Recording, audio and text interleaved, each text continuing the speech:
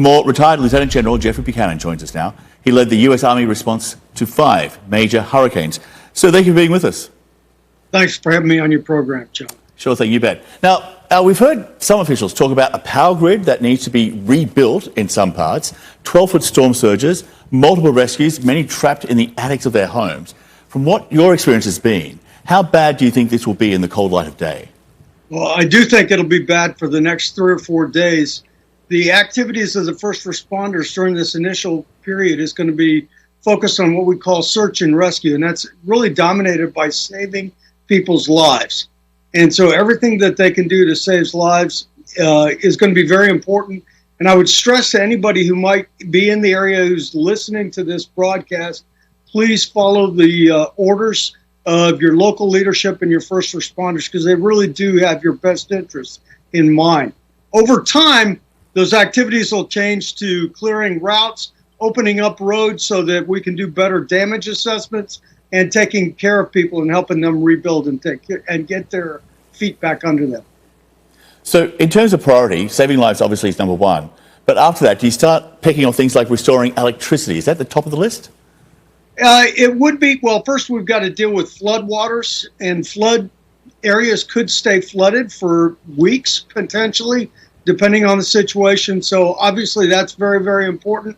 But electricity tends to be what we'd call a signal sort of problem. A lot of issues emanate from a lack of electricity. For example, water. You know, our water pump stations operate on electricity. So when you don't have electricity, you can't get people fresh water.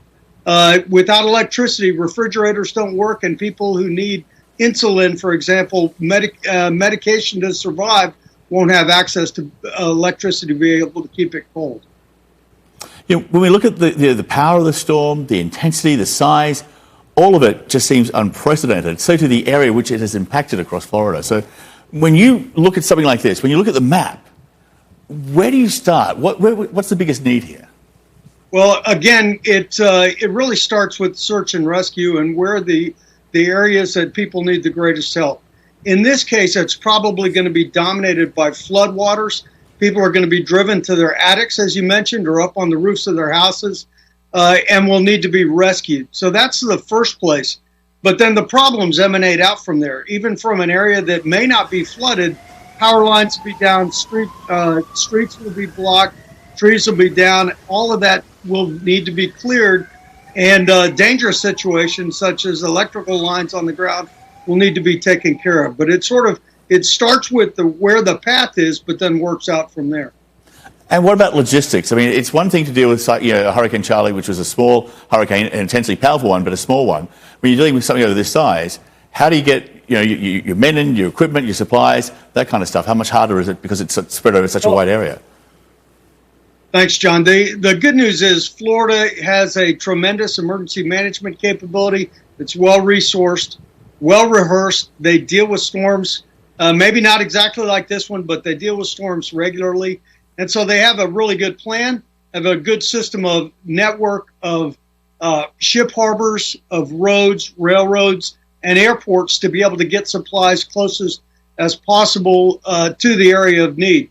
I'll contrast that with when I was in Puerto Rico for Hurricane Maria. You know, we're 1,000 miles from the U.S. coastline. And initially, all the airports were shut, all the seaports were shut.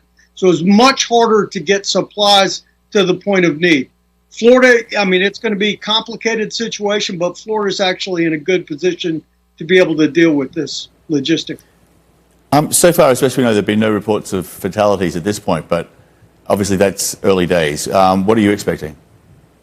Well, I'd hesitate to put a number on it, but what concerns me most in a storm like this is actually the water.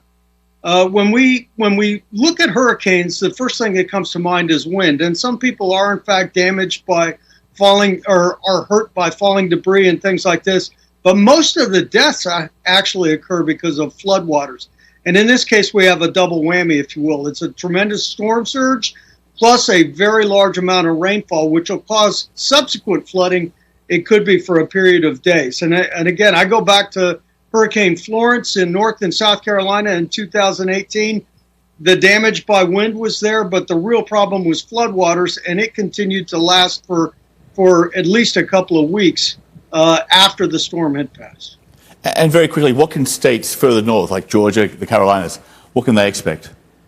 Well, first of all, they can expect a storm surge, especially on those coastal areas, Savannah, Charleston, and a lot of rainfall and potential flooding.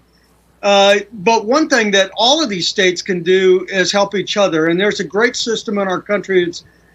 We call it EMACS for short, but it's Emergency Management Assistance Compacts.